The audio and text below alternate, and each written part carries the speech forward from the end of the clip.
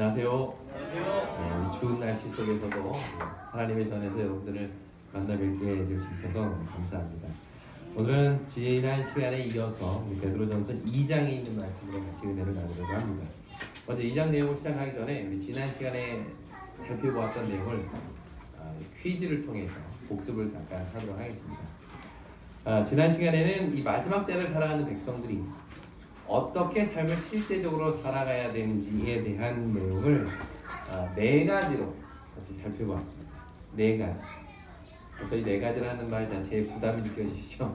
한 개도 기억 안 나는데 네 가지였습니다. 첫째는 마음에 이것을 동일하. 이것이 무엇일까요? 허리띠. 이것, 네, 두 글자입니다. 네, 마음에 이것을 동일한.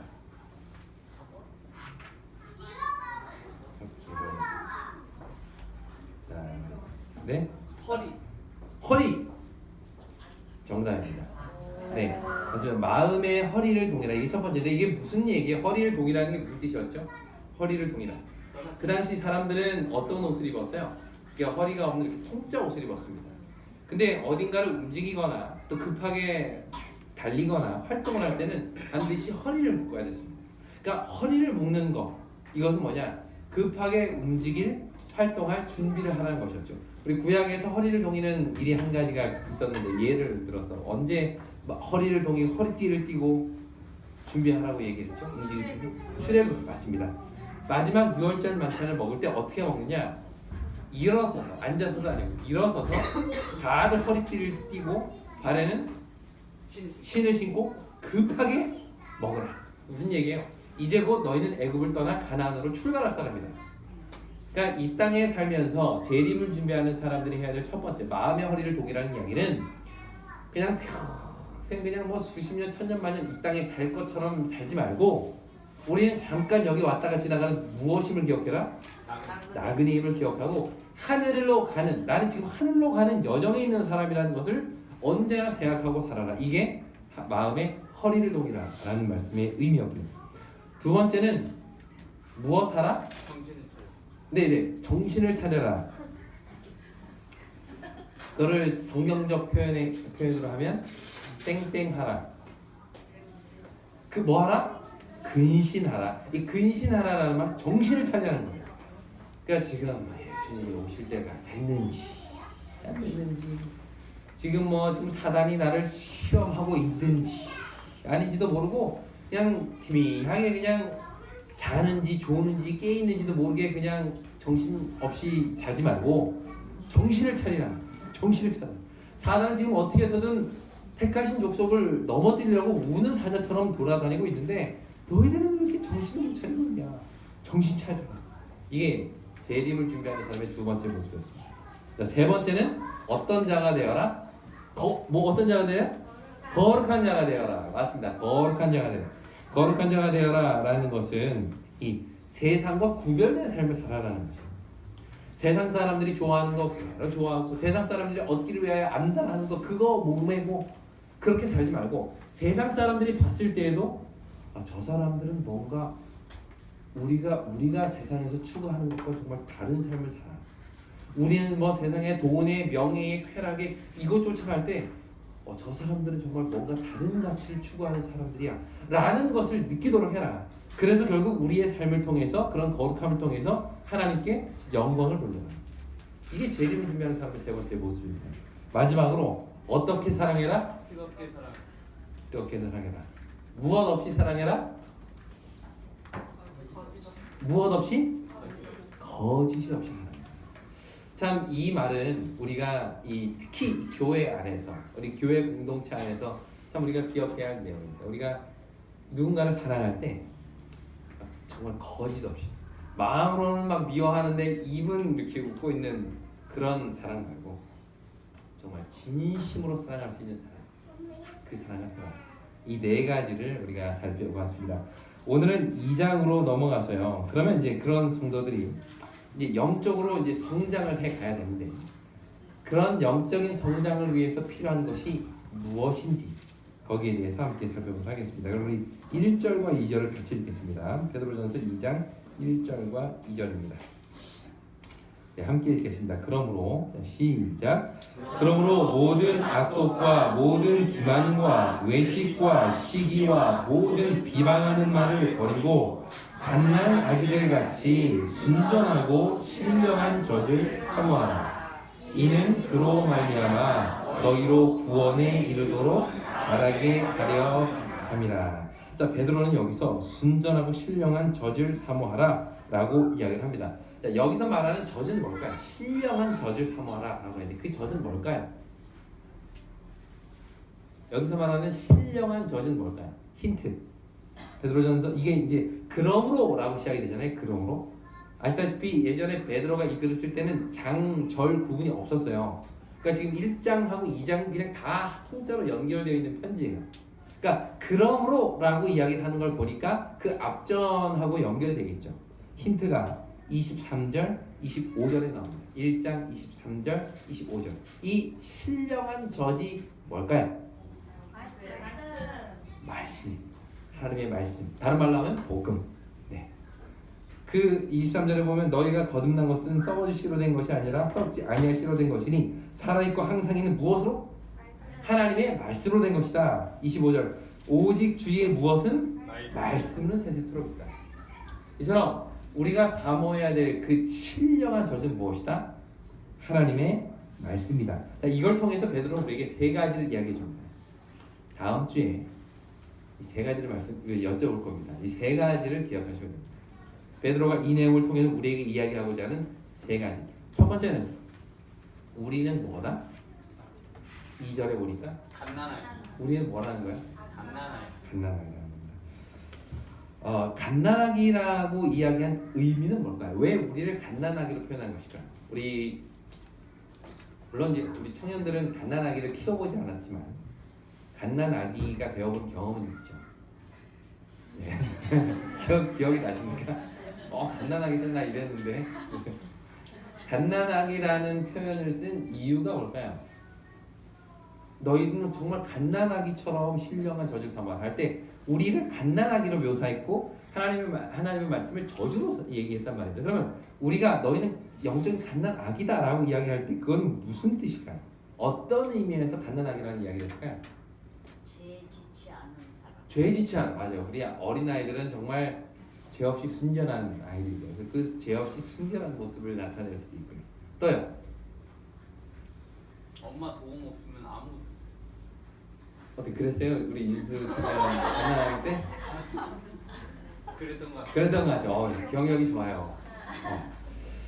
갓난아기는요. 우리 사실 저도 벌써 갓난아기를 키워본 지 5년이 지나서 잘 기억이 잘 안 나요. 그때가 어땠는지. 저도 이제 어렴풋이 생각나는 거는 저희 둘째가 침을 엄청 나요. 막 여기가 막 그럼 무슨 생각을 야 제가 침만 좀 안 흘렸어요. 침을. 근데 이제 침을 안 흘리니까 이제 좀 잘 걸어 다녔으면 좋겠다. 늘 안고 다녀요. 좀 걸어 다니게 되니까 좀 앉아 있었으면 좋겠다. 근데 이 갓난 아기들을 키우다 보면 갓난 아기를 딱 낳는 순간 무슨 생각이 드는가 하면 뱃속에 있을 때가 편했구나. 왜냐면 일단 나오고 나면 하나부터 10까지 모든 것을 다 해줘야 돼. 아이가 하는 건 딱 하나. 뭐예요? 아이가 하는 거는 우는 거예요. 울면 젖주고 울면 기저귀 가지고 울면 재워주고. 그러니까 아이들이 울면 나머지는 엄마가 다 해줘야 돼요. 이게 갓난 아이입니다. 그래서 이 영적으로 새롭게 태어나는 사람에게도 그들이 사실은 영적으로 갓난 스스로 뭘 해낼 수 있는 힘이 없어요. 그럴 땐 뭘 해야 되느냐? 그런 아이들은 잘 양육을 받고 그래야 이 아이가 잘 자랄 수 있어요. 그 2017년도를 마무리하면서 우리 그 재림교회의 그 통계가 그 재림마을이라는 홈페이지에 나왔습니다. 2017년도 수치를 보니까 안교생 수가 전국에 몇 명인가 하면 11만 4천 명. 11만. 안교생이라는 거는 현재 출석하는 사람 더하기 잃은 양까지 포함이 되는 수입니다. 그러니까 지금 침례받고 교회 안 나오는 사람까지 다 포함된 수가 11만 4천 명입니다. 그 중에 현재 출석하고 있는 사람은 몇 명일까요? 5만. 출석생 몇 명이? 5만. 오, 정확히 맞았습니다. 5만 7천 명. 평균적으로 한 5만 7천 명. 그런데 9월 기준 전국의 수침자 수가 몇 명일까요? 수침자. 전국에서 침례받은 사람 올해 한 해 동안 1,500. 1,500보다는 훨씬 많습니다. 3천. 3,000보다 조금 안 돼요. 2,789명입니다. 그러니까 약 한 3,000명이 좀 안 되죠. 아마 연말까지 하면 3,000명이 넘지 않을까 싶어요. 그런데 여기서 이제 제가 이 말씀을 드리는 이유는 매년 한 3,000명씩 침례를 받습니다. 전국에서. 근데 매년 평균 출석생 수는 400명씩 떨어져요. 그러니까 매년 3,000명씩 교회 안으로 들어오는데 평균 출석생 수는 매년 400명씩 떨어집니다. 그러면 더하면 1년에 몇 명씩 나가는 거예요? 한 3,400, 3,500명씩 이렇게 나가는 거예요. 그러니까 앞문으로 들어왔다가 뒷문으로 이렇게 나가는 분들이 많다는 겁니다. 이런 일들이 왜 생겨나는 걸까요? 갓난아기들을 잘 양육하지 못해서 그런다. 뭐 여러 가지 이유들이 있겠지만 가장 큰 이유는 이 들어오시는 분들이 영적으로 잘 먹이고 입히고 키워져서 어른으로 자라야 되는데 그런 시간 없이 그냥 가버린다. 이건 사실 우리 교회라고 절대 다르지 않습니다. 우리 교회도 새롭게 태어나는 사람들을 잘 먹일 필요가 있어요. 그러니까 침례를 딱 주고 이제부터는 태어났으니 알아서 자라도록 이렇게 하면 도저히 혼자 잘할 수가 없어. 혼자 어떻게 기도하는 거, 어떻게 말씀 봐야 되는지, 어떻게 이 말씀을 통해 내 삶에 적용하는지, 내가 그리스도인으로서 어떻게 살아가야 되는지 이거 몰라요. 하나부터 열까지 떠먹여줘요. 다 떠먹여줘요. 그러려면 엄마가 어떻게 해야 돼요? 건강해야 돼요. 이 젖은 엄마가 먹은 것이 그대로 가지 않습니다. 그러니까 엄마가 건강하면 아이도 건강하죠. 그래서 이 교회가 새로 들어오는 이 갓난아기와 같은 그런 사람들이 건강하게 자라게 하기 위해서는 누가 건강해야 돼요? 이 엄마들이 건강해야 돼요. 엄마는 누굴까요? 여러분들입니다. 여러분들이 엄마예요. 처음 신앙하는 청년들에게는 여러분들이 엄마입니다. 영적 엄마예요. 처음 신앙하러 들어오는 분들에게는 여러분들이 엄마예요. 그래서 얼마나 우리가 건강하게 영적으로 건강을 잘 유지하느냐가, 그래서 우리가 얼마나 그 영적인 아기, 갓난아기들을 잘 먹이고 그들을 신령한 저주로 잘 먹이느냐가 우리 교회가 얼마나 건강한 교회로 성장할 수 있느냐를 판단할 수 있다는 것이죠. 그래서 지금 베드로는 그렇게 첫 신앙을 하고 이제 막 교회가 만들어지고 그 교회 안에서 하나님의 백성으로 커가고 자라가는 그 각 교회들에게 너희는 영적인 갓난아이인데 너희가 정말 잘 먹어야 됩니다. 이 이야기를 지금 이야기하고 있는 것입니다. 그래서 둘째는 여기서 또 두 번째 베드로가 이야기하는 것. 첫 번째는 우리는 다 무엇이다? 영적으로 갓난아기다. 그러니 우리가 할 수 있는 것이 아무것도 없으니 우리가 두 번째로 무엇을 이야기하는가 하면 그러므로 우리는 신령한 젖이 우리를 뭐하게 한다? 뭐하게 한다? 구원에 이르도록 자라게 한다. 이게 두 번째는 우리는 갓난아기다. 일단 갓난아기라는 것을 알아야 되고 나 혼자 뭐든지 다 할 수 있다는 생각을 버리고 나는 갓난아기라는 생각. 그럼 이 갓난아기는 젖을 먹어야 되는데 그 젖을 먹어야 갓난아기가 뭐 한다는 거야? 자란다는 거야. 여러분 아기가 자라는 속도가 얼마나 될까요? 갓난아기가 1년에 한 딱 태어나서 1년 동안 얼마나 자랄까요? 10cm. 10cm. 제가 평균을 좀 찾아봤습니다. 딱 태어났을 때 우리나라 남자아이 평균 키가 55.2cm라고 합니다. 55.2cm. 우리 정춘희 시장님 잘 아시죠? 네, 한 55.2cm 정도 됩니까? 근데 1년 후에 평균 키가 몇 cm 될까요? 1년 후에 한 50cm 정도 되는 아이가 1년 후에 평균이 77.8cm 합니다. 남자아이. 여자인 경우에는 처음 태어났을 때 평균 키가 54.2cm인데 1년 후에는 76.9cm. 그러니까 1년 동안 20cm 이상 크는 거예요. 20cm 이상. 우리 태어나서부터 우리 인생을 살펴봤을 때 가장 많이 자라는 때가 그때라고 합니다. 근데 신기하죠? 그때 아이들이 먹는 거라고는 딱 하나밖에 없죠. 뭐예요? 모유밖에 없습니다. 모유. 근데 그 모유를 먹는데, 그 젖을 먹는데 이 아이들이 그렇게 잘하는 거예요. 모유에 들어있는 그 영양가가 어마어마하다는 것을 우리가 알 수 있죠. 참고로 좀 말씀을 드리면, 제가 이걸 이제 우리의 영적인 부분과 좀 연결시키려고 좀 설명을 좀 드립니다. 먼저 모유에는 이 면역을 높여주는 물질들이 들어있다고 해요. 그래서 갓난아기들은 되게 약하답니다. 그래서 어떤 공기나 이런 걸로 쉽게 폐렴이 걸리기도 하고 뭐 중이염이 오기도 하고, 그런데 이 모유를 먹으면 폐렴, 호흡기 질환, 중이염 이런 것들을 다 막아줄 뿐만 아니라 그때 모유를 통해서 얻은 내 면역 체계가 무려 3세가 될 때까지 그게 몸에 남아서 건강을 지켜준다.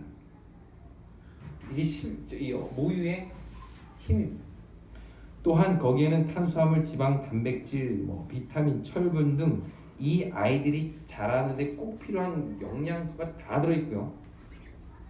생체 흡수율도 엄청 높아서 하나도 나가는 거 없이 다 흡수됩니다. 뿐만 아니라 두뇌 성장에도 이게 정말 필요하다고 합니다. 여기 사람의 두뇌 세포는요, 뇌 세포는 뱃속에서 한 70%가 만들어진다. 뇌가.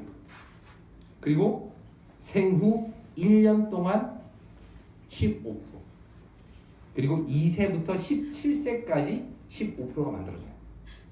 자, 그러니까 몸속에서 70%가 만들어진 다음에 엄마 모유를 먹으면서 15%가 이제 커지는 거예요. 그때 모유를 잘 먹은 아이가 두뇌 개발이 훨씬 빠르다는 겁니다. 그래서 여기에 의하면 미수가 일수록 모유를 통해서 두뇌 발달에 미치는 영향이 훨씬 큰데, 모유를 먹으면 IQ가 무려 8에서 9점 정도가 올라갑니다. 네. 여러분들 머리가 좋은 분들은 모유 드시기 때문에. 그뿐만 아니라 아토피나 천식, 비만, 당뇨 이런 거 걸릴 확률을 확 줄여줍니다. 제가 지금 모유 수유 광고하러 나온 건 아닌데요. 이런 말씀을 드리는 이유는 갓난아기가 건강하게 성장할 수 있는 모든 것이 어디에 다 들어있어요? 모유에 다 들어있어요. 하나님 거기다 다 놓으셨어요. 자, 그러면 하나님의 영적인 자녀들이 하나님을 믿고 예수님을 믿고 거듭나서 영적 아이로 태어났어요. 이 아이가 자라는 데 있어서 필요한 영양분이 다 골고루 들어있는 곳이 어디일까요? 어디예요? 뭐예요? 하나님의 말씀이라는 거예요. 이 말씀은 우리가 균형진 사람으로, 그리스도인으로 자라는 데 있어서 모든 영양소가 다 들어있다는 거예요. 이거 우리가 꼭 기억해야 됩니다. 우리가 하나님의 말씀을 골고루 잘 연구하면 온전한 그리스도인으로 성장하는 데 영양소가 거기 다 들어있어요. 우리가 그런 성장을 보이지 못하는 이유는 뭘까요? 이 신령한 젖을 사모하고 제대로 먹지 않아서 그렇다. 문제는 거기에 있습니다. 자꾸 엉뚱한 거 먹고 잘 안 먹고. 바울이 목회하는 데 있어서 그에게 가장 도움을 많이 주었던 동력자를 꼽으라 그러면 누구로 꼽을 수 있을까요? 신라. 이제 2차 선교여행 때부터 정말 늘 그와 함께 했던 사람 신라. 제가 원하는 답은 아니에요. 세 글자입니다. 바나바는 1차 선교여행까지만 같이 하고 마친 다음에 서로 싸워서 헤어졌죠. 누구요? 디모데입니다. 디모데. 디모데예요. 이 디모데라는 청년은요, 바울이 1차 선교 여행할 때 루스드라라는 지역에서 처음 만났습니다. 그때 거기 이제 유대인이었던 엄마 또 할머니, 외할머니죠. 외할머니와 함께 이 바울을 통해서 복음을 전하드리고 2차 선교 여행할 때부터 같이 이렇게 다녔던 사람이 디모데입니다.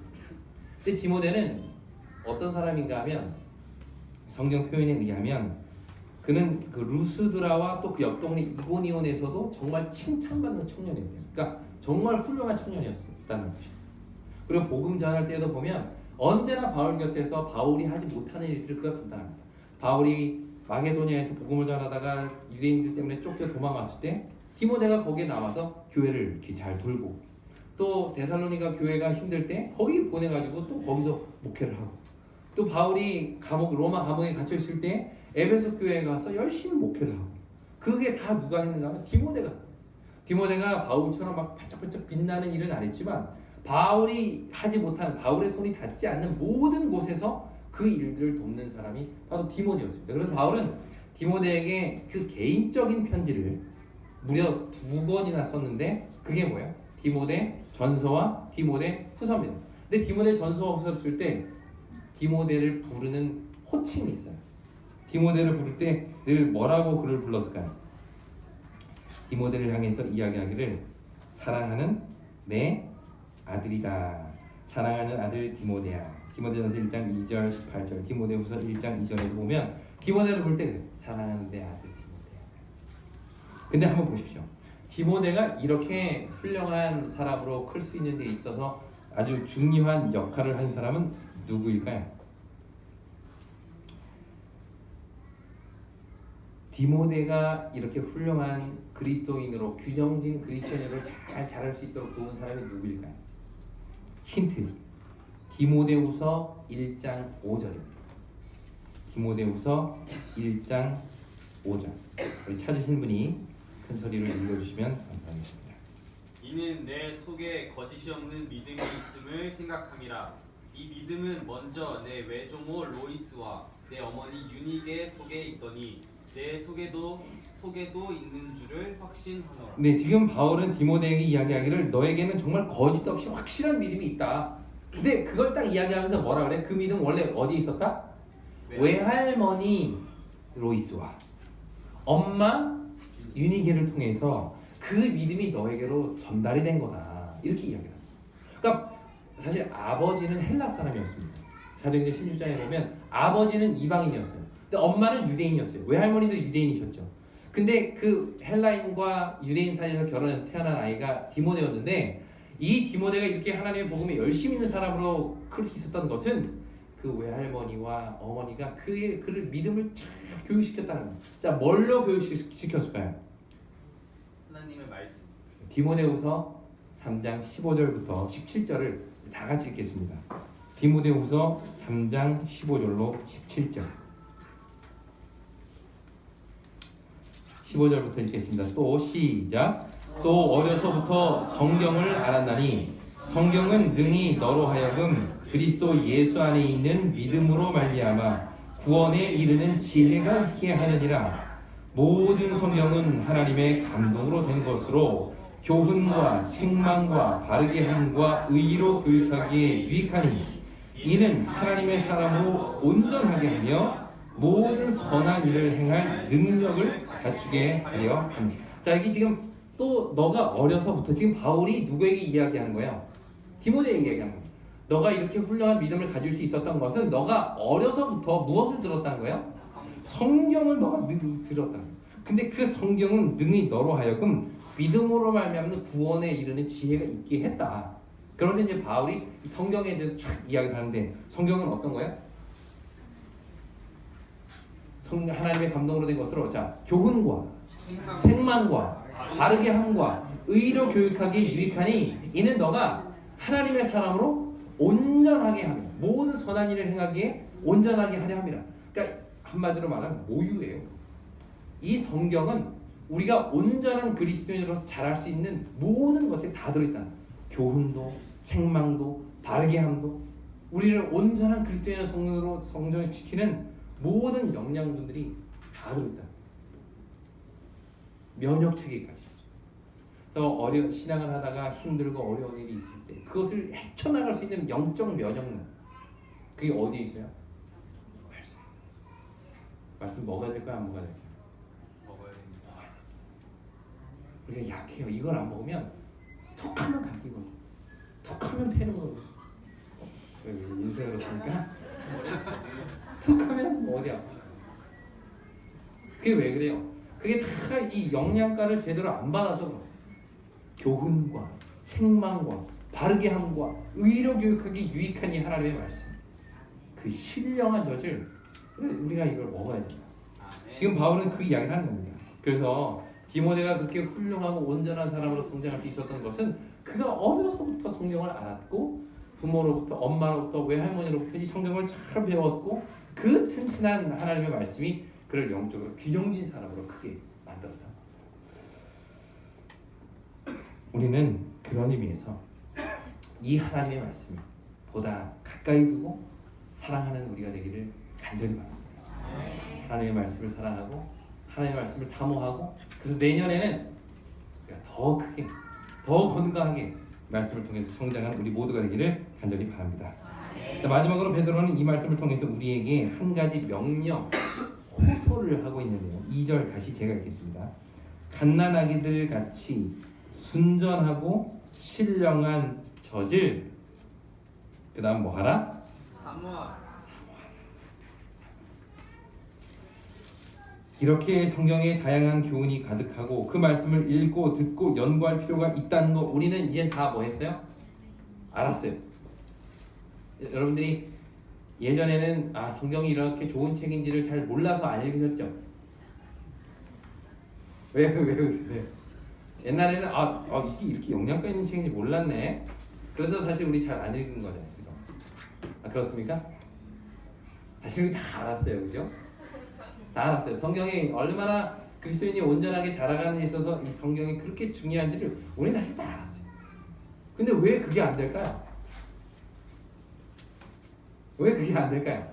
우리는 어려서부터 성경이 중요한 건 알았어요. 근데 그게 잘 되잖아요. 그 이유는 뭘까요? 다 큰 절. 다 큰 줄, 난 이제 다 컸어. 난 이제 더 이상 젖댔어. 이런 의미로. 여기 3절 말씀을 보시겠습니다. 3절입니다. 너희가 주의 인자하심을 맛보았으면 그리하라. 자, 여기 그리하라는 뭘까요? 그리하라. 어떻게 하라? 젖을 사모하라. 근데 뭐 했으면? 뭘 맛보았으면? 주의 인자하심을 맛보았으면 그렇게 하라. 이 말은 무슨 뜻인가 하면 하나님의 이 말씀이 달고 오묘한 것, 그 말씀을 통해서 하나님의 인자하심을 내가 내 삶 속에서 맛보았으면 하나님의 말씀이 그 젖을 사모하지 않을 수 없다는 거예요. 이 내용은 이런 겁니다. 여기 이 맛보다라는 말은 이렇게 경험을 통해서 아는 것을 의미합니다. 이 내용은 시편 34편 8절에서 너희는 여호와의 선하심을 맛보아할지어다라는 이 말을 그냥 인용한 거예요. 베드로가. 무슨 뜻인가? 우리가 성경을 읽긴 읽어요. 근데 즐겁지 않아요. 정말 하루에 한 장 읽는 게 쉬워요, 어려워요? 어려워요. 어려워요. 여러분, 맛있는 음식 먹는 거 쉬워요, 어려워요? 참 쉬워요. 먹지 말라 그래도 먹게 되죠. 근데 성경 읽는 거, 이 신령한 젖은 왜 이렇게 힘든지 몰라요. 안 먹으면 찝찝해.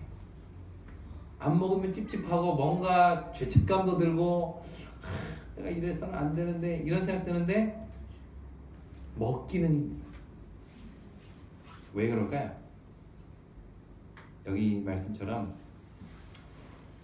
어쩌면 우리가 주의 인자하심을 이렇게 맛보지 않았기 때문에 그렇지 않을까요?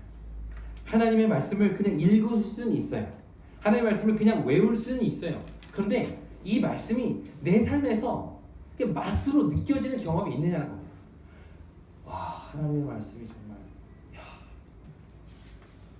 정말 내 삶 속에서 역사하시는 하나님이 이 말씀을 통해서 우리의 삶 속에 정말 맛보아 아는 경험이 있냐는 것입니다. 성경 말씀을 읽을 수 있고 성경을 제가 가르칠 수 있습니다. 외울 수 있고 묵상할 수 있어요. 정말 중요한 것은 정말 수박 겉핥듯이 우리가 국사책 공부하듯이 이스라엘 역사 공부하듯이 성경을 보는 것이 아니라 이 말씀이 정말 나에게 달고 오묘한 말씀이 되기 위해서는 이 말씀이 내 삶에서 경험되어져야 한다는 것입니다. 이것이 하나님의 여호와의 주의 인자하심을 맛보았으면 그러하라. 그 말. 하나님의 말씀이 얼마나 내 삶에 달고 오묘한지를 맛본 사람은 먹지 말라 해도 먹게 되는 거예요. 먹지 말라 해도. 우리에게 문제는 이 젖이 얼마나 중요하냐, 영양분이 뭐가 들어있냐, 이걸 몰라서라기보다는 어쩌면 우리가 하나님의 신령한 젖을 이렇게 사모하지 못하고 사는 가장 큰 이유는 이 하나님의 말씀이 정말 얼마나 달고 오묘하고 힘이 있는 말씀인지를 우리가 경험하고 살지 못해서 그런 게 아니에요. 물론 여러분 오해하지 마십시오. 이 말이 성경을 읽을 필요가 없다, 오히려 경험만이 중요하다, 이 얘기 아닌 거 다 아시죠? 하나님의 말씀을 알고 그 말씀을 우리가 정말 삶에서 맛볼 때 우리는 이 하나님의 말씀이 너무 달고 오묘. 그래서 하루 아침에 시작할 때 이것을 읽지 않고는 시작할 수 없을 정도로 이 달고 오묘한 말씀을 경험할 때 우리는 신령한 젖을 날마다 사모하는 삶을 그제서야 비로소 살게 된다는 것입니다. 베드로는 바로 우리에게 그것을 요청하고 있는 것이죠.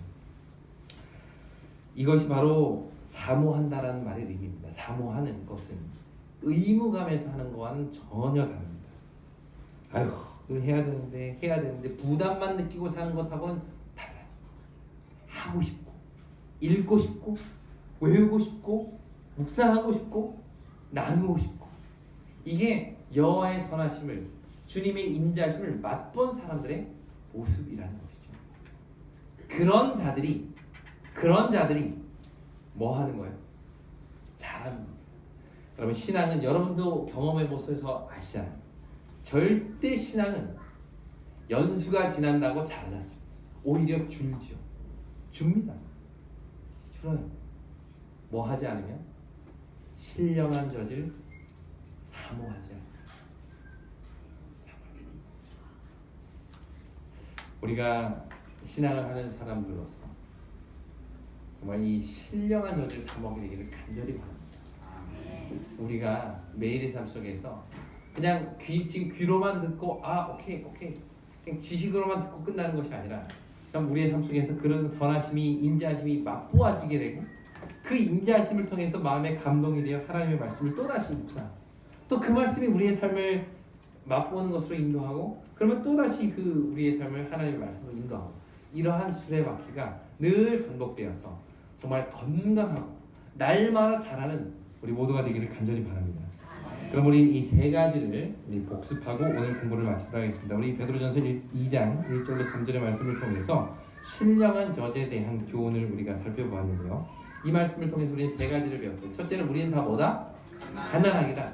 스스로의 힘으로 뭔가를 해낼 수 없는 영적인 신령한 젖이 필요한 가난하기다. 두 번째는 하나님의 말씀은 우리를 뭐하게 한다? 자라게 한다. 이 안에는 모든 영양가들이 다 들어있어서 교훈과 책망과 바르게 함과 의로 교육하기 유익한 이 하나님의 말씀을 통해서 하나님의 사람으로 온전하게 자라가는 것이 그 안에 들어요. 세 번째는 신령한 젖을 뭐해라? 사모하라. 근데 그 사모하면 어떨 때 가능하다? 하나님이 주의 인자하심을 내가 맛보았을 때 그렇게 될 수 있다.